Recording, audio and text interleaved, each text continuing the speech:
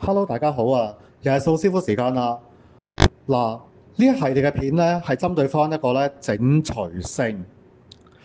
好啦，咁如果咧大家覺得呢條片幫得到你哋嘅話咧，記得 CLSS、comment、like、subscribe 同埋 share 俾身邊每一位嘅朋友啦。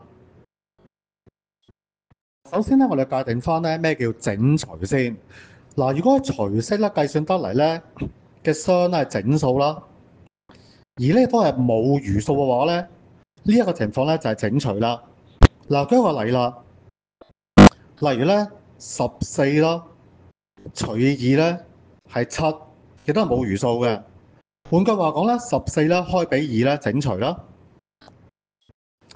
嗱，跟住咧睇睇啦，另一個例子啦，就係17除以2啦，咁計都係8啦，而餘數咧係1嘅。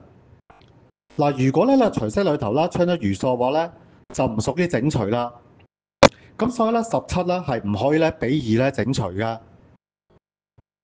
嗱，大家可以睇睇咧呢一個咧嘅數表啦。咁你見到咧就係話咧列咗1至100呢100個數字啦。咁咧可以比2整除嘅數咧係全部咧都有綠色嘅背景嘅。咁我睇到啦，凡係可以咧比2整除嘅數咧，個位數字一定係2、4、6、8或者係0啦。換句話講啦，凡係雙數啦或者偶數啦，都係可以咧比2去整除嘅。嗱，跟住咧睇一睇啦，下邊呢個表啦，有5個數目字。好啦，究竟邊一啲可以比2整除呢？嗱，逐個咧去睇啦。嗱，第一個係2023，個位數字係3啦，所以佢係咧唔可以咧比2整除嘅。好啦，跟住係2026，個位數字係6，呢個數咧可以咧比2整除啦。